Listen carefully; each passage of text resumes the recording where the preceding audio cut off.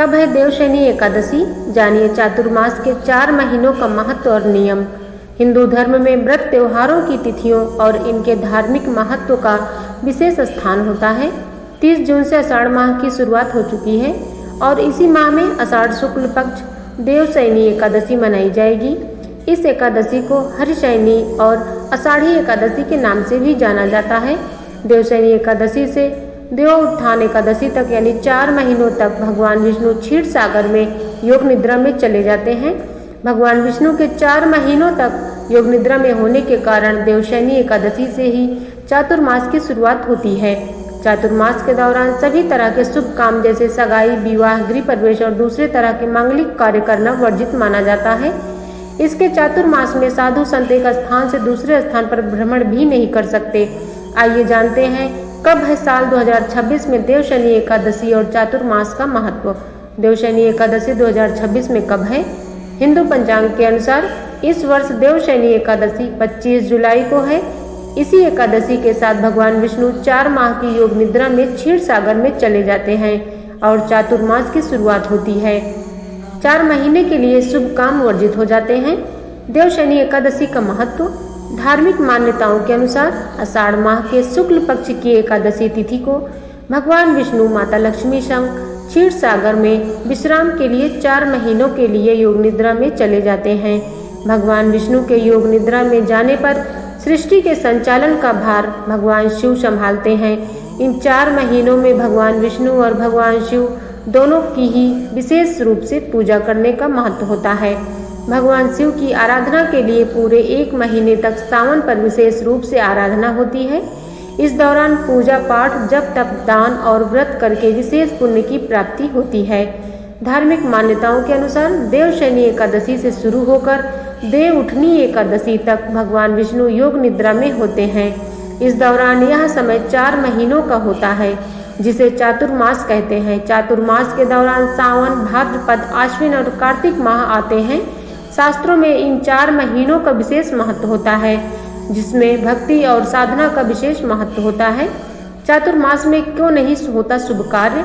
हिंदू धर्म में चातुर्मास भगवान विष्णु के 4 महीने योग निद्रा और साधक के लिए 4 महीने भक्ति, साधना, पूजा, तप और आत्ममंथन का समय होता है। धार्मिक मान्यताओं के अनुसार भगवान विष्णु की शुभ और मांगलिक कार्यों के दौरान उनकी उपस्थिति रहती है जिससे पूजा और दूसरे तरह के धार्मिक अनुष्ठान में वे आशीर्वाद देते हैं। लेकिन भगवान विष्णु के योग निद्रा में रहने के कारण किसी भी तरह के शुभ कार्य जैसे विवाह, गृह प्रवेश आदि उनका आशीर्वाद नहीं प्राप्त हो पाता। इसी कारण के चातुर्मास में ज़्यादातर शुभ कार्य स्थगित कर दिया जाता है। देवउठनी एकादशी पर भगवान विष्णु के जागने पर फिर से शुभ और मांगलिक कार्य शुरू हो जाते हैं। देवशयनी एकादशी पर कैसे करें विष्णु जी की पूजा? एकादशी तिथि भगवान विष्णु को समर्पित होती है। ऐसे में देवशयनी एकादशी पर सुबह ब्रह्म मुहूर्त में उठकर स्नान करें और पूजा का संकल्प लेते हुए भगवान विष्णु और माता लक्ष्मी की पूजा आराधना करें।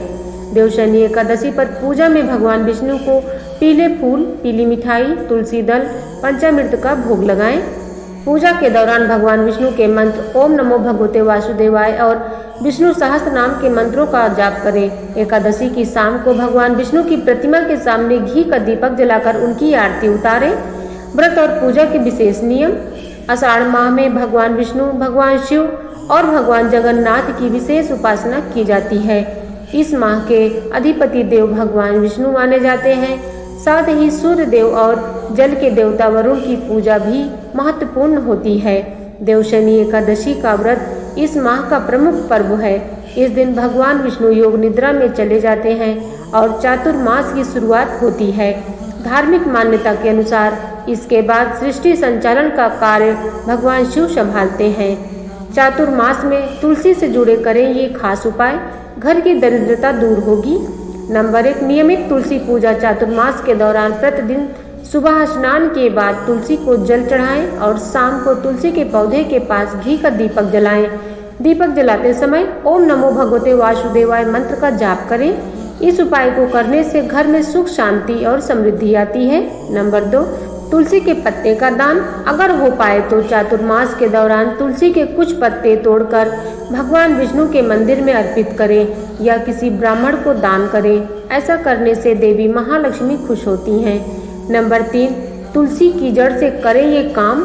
चातुर्मास में तुलसी की जड़ की थोड़ी सी मिट्टी लेकर उसे एक छोटे से लाल कपड़े में बांधकर अपनी तिजोरी या धन रखने के स्थान पर रखें। ऐसा माना जाता है कि इससे धन में वृद्धि होती है। नंबर 4, अगर आपने अभी तक तुलसी विवाह नहीं किया है या करने का विचार कर रहे हैं तो चातुर्मास में तुलसी विवाह का संकल्प लें और देवउठनी एकादशी पर इसे पूरा करें। ऐसा करने से वैवाहिक जीवन में खुशहाली आती है और आर्थिक स्थिति मजबूत होती है। नंबर 5, अगर आपके घर में तुलसी का पौधा नहीं है तो चातुर्मास के दौरान इसे लगाना बहुत शुभ माना जाता है। तुलसी का पौधा नकारात्मक ऊर्जा को दूर करता है और जीवन में सकारात्मकता लाता है। आप सभी भक्तों पर श्री हरि की कृपा सदा बनी रहे। धन्यवाद।